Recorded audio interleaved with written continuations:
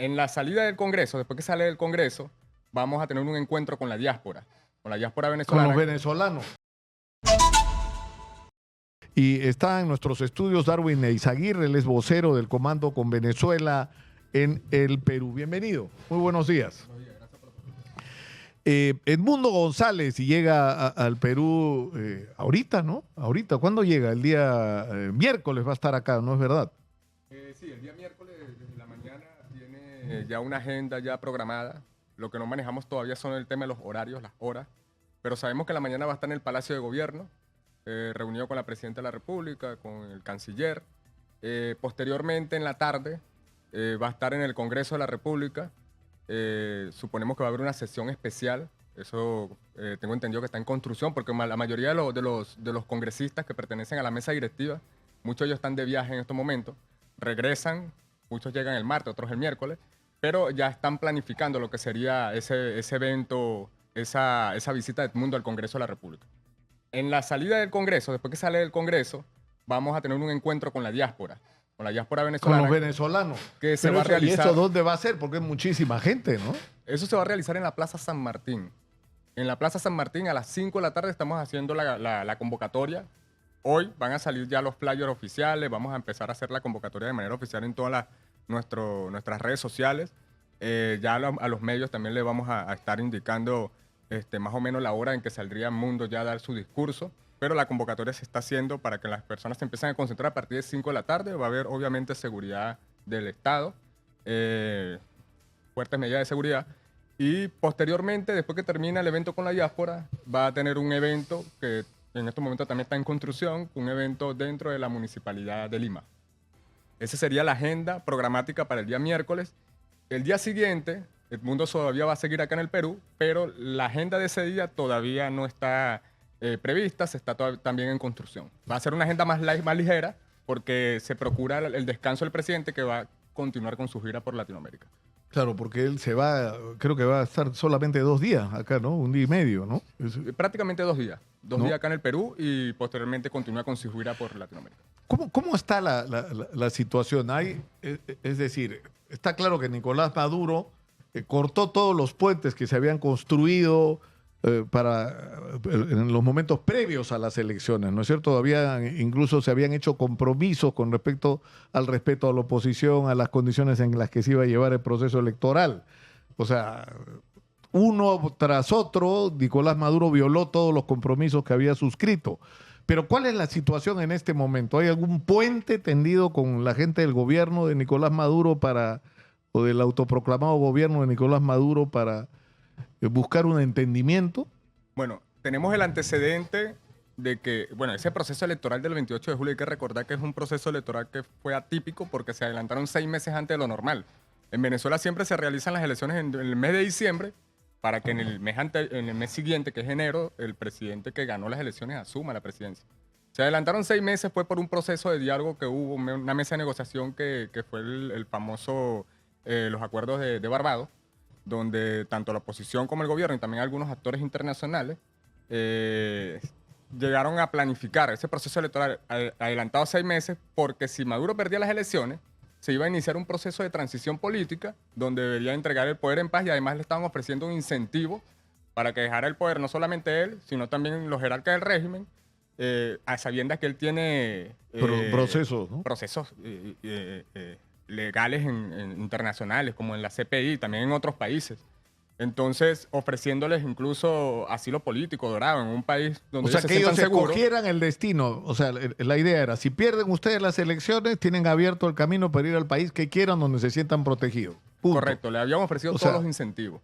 Y se comenzó a gestionar el tema del cronograma electoral para iniciar el proceso electoral de elecciones, aceptar el candidato que iba a estar inscrito por la oposición. A la final aceptaron fue Edmundo González, se hizo el proceso electoral. Evidentemente ganó Edmundo González gracias a una buena estrategia ideada no solamente por María Corina, sino todo el equipo de integridad electoral de los partidos políticos, toda la unidad nacional que estuvo enfrente de eso, la sociedad venezolana, que también se encargó de que no solamente se resguardaran los votos de los venezolanos y se presentaran las actas, sino también cuidar las actas, resguardarlas, llevarlas a un centro de totalización, escanearlas y presentarlas al ojo del mundo para que vieran la realidad de lo que sucedió, casi el 90% de las actas recopiladas. Ahora, la situación en estos momentos es distinta porque ellos se cerraron, no quieren, no solamente Nicolás Maduro, sino toda la cúpula del régimen, que es una mafia pretoriana enquistada en el poder, no quieren saber nada de negociaciones y acuerdos por ahora. Lo que sí sabemos es que hace poco, después de la toma de posesión de Donald Trump, emisarios del gobierno de Trump ya tuvieron una conversación, digamos, previa con algunos funcionarios del Estado venezolano y ya se está buscando esa apertura del diálogo para iniciar una posible salida de Nicolás Maduro. Lo que se está indicando es que si va a haber una negociación, no es una negociación para la quedada de Maduro, sino para la salida. Para la salida. Para la salida inmediata, porque ya se rompió el hilo constitucional, está roto. Nicolás Maduro se juramentó como dictador, porque no es el presidente legítimo de Venezuela. Hay que respetar la Constitución, el artículo 5, la soberanía reside intransferiblemente en el pueblo, y el artículo 138 de la Constitución nuestra en Venezuela, que indica que cuando hay un gobierno que usurpa el poder, es ineficaz y todos sus actos son nulos. En estos momentos tenemos un gobierno usurpador y el pueblo venezolano está llamado, no solamente el pueblo venezolano, sino los líderes, estamos llamados a restituir el hilo democrático, cueste lo que nos cueste.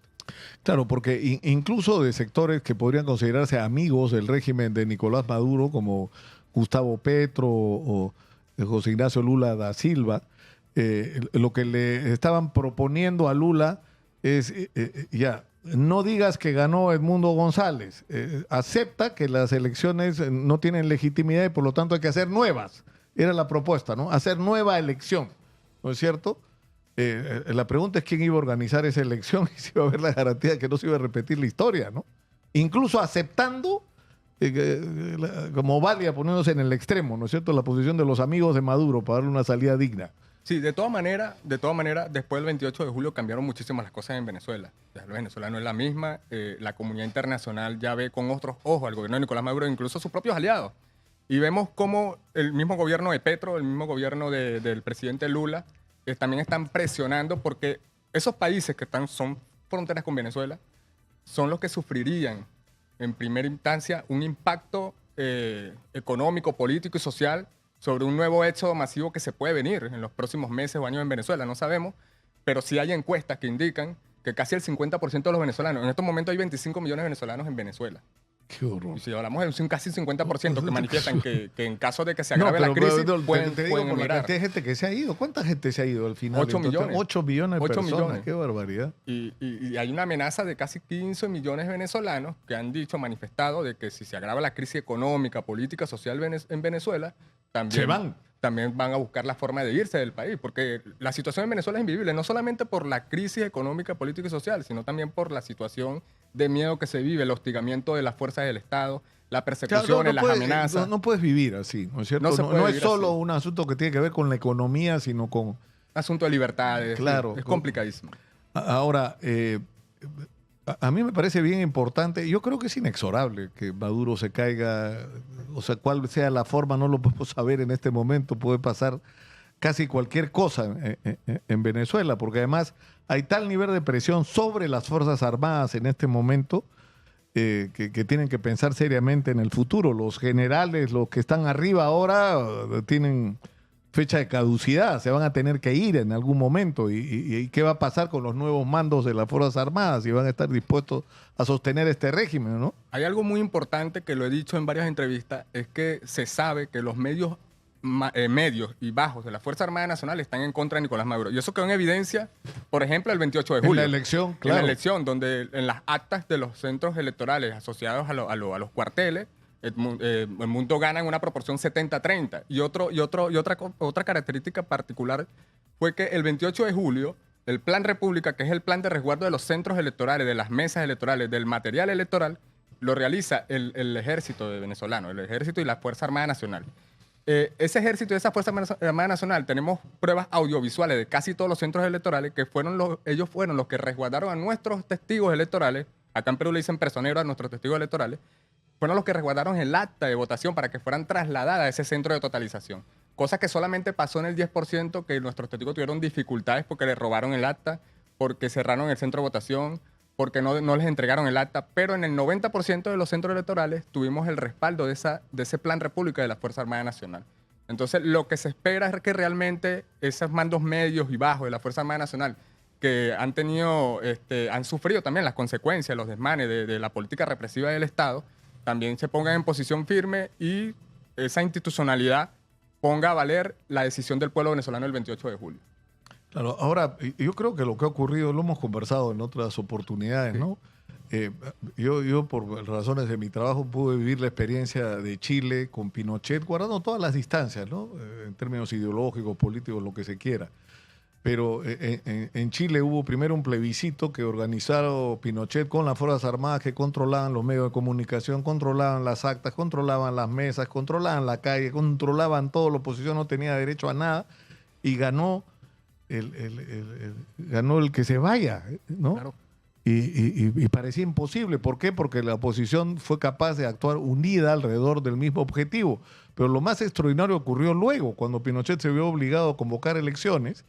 La oposición presentó un solo candidato, Patricio Aylwin. Uno solo, que era respaldado por gente de derecha, de centro, de izquierda. Era una cosa impresionante la mezcla que había, yo me acuerdo, en el estadio el día de la celebración de la victoria de Patricio Aylwin. Había de todos los colores y de todas las ideologías. Fue una cosa excepcional para la historia política de Chile, pero eso fue la prueba de que por más dictadura que tengas encima, llega un momento en que si la sociedad es capaz de organizarse y responder de manera conjunta más allá de aquello que los divida, no hay dictadura que resista.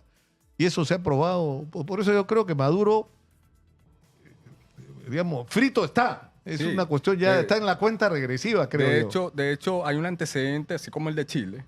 Hay un antecedente también en Venezuela en el año 58 con el general Marcos Pérez Jiménez, que también fue dictador.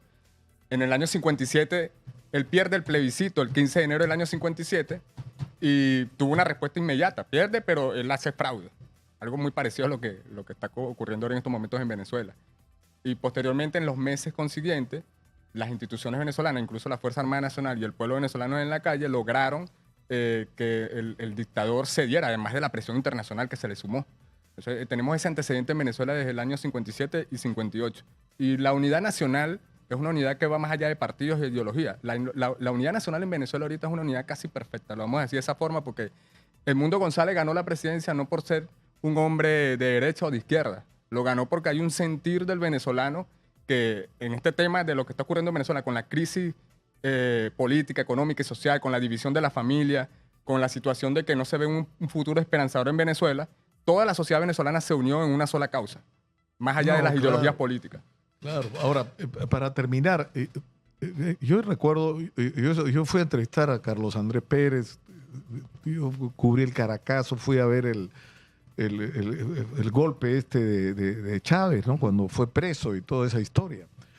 Y la verdad es que lo que tú percibías, que el propio Chávez se dio cuenta de que no necesitaba hacer un golpe de Estado. Si iba a las elecciones le ganaba a partidos que estaban totalmente desacreditados, desconectados de la sociedad, envueltos en escándalos de corrupción, ¿no? Chávez surgió para mucha gente como una esperanza de que las cosas iban a ser diferentes. Y si bien es cierto que invirtió en educación, en salud, en vivienda, que son cosas que no se deberían perder, terminó siendo su régimen un régimen en términos de ineficiencia y de corrupción peor de lo que se haya visto nunca antes. Totalmente. O sea, terminó siendo peor de los partidos a los que criticaba. Pero yo creo que la gran lección, si me permites dar una opinión, ¿no? Como amigo del pueblo de Venezuela, es que lo que ustedes tienen que construir es una nueva Venezuela, que no regrese a lo que era la política venezolana antes de Chávez, sea algo mejor, más sana, y los jóvenes son la clave para eso. Construir una Venezuela distinta, ¿no? Totalmente. De hecho, nuestro plan de gobierno con Edmundo González, que se llama Venezuela Tierra de Gracia, es totalmente antagónico al proceso que se vivió con Chávez y posteriormente con Maduro. Nosotros siempre hemos dicho que los jóvenes, los que estamos afuera, sobre todo porque la gran cantidad de jóvenes que emigraron, profesionales, exitosos en varias áreas de su profesión, tienen que regresar a Venezuela para que pueda reconstruir a Venezuela. Y reconstruir a Venezuela no es una cosa de la noche a la mañana, sino que se va a tardar varios años. Y es un proceso complejo, pero hay que hacerlo. Primero porque tenemos que sentirnos en el sentido nacionalista, en el sentido patrio de que nosotros tenemos que reconstruir nuestro país para el futuro de nuestros hijos y nuestros familiares que todavía quedan en Venezuela. Y sobre todo, aprender y también visualizar de que no podemos de nuevo reflejarnos en el espejo de lo que sucedió con Chávez y Maduro por temas de populismo. Más allá de ideología política, es un tema de populismo. Pero tampoco regresar a lo que permitió que Chávez fuera Totalmente. posible. O sea, Chávez hubiera sido impensable si la política hubiera sido distinta. Y esa es la nueva política que creo que Edmundo González de alguna manera expresa, ¿no? Una nueva, o sea, políticos libres de corrupción, eficientes, comprometidos con su país. Venezuela puede ser un país del primer mundo más pronto de lo que se imagina si tiene el gobierno correcto. En fin, mucha suerte. Muchas gracias. Por estar acá. Y muchas gracias y por supuesto invitando a los venezolanos para que vayan a las 5 de la tarde en la Plaza San Martín el día miércoles para recibir al presidente legítimo constitucional electo por el pueblo venezolano, Edmundo González Urrutia. Los esperamos. Muchas gracias una vez más.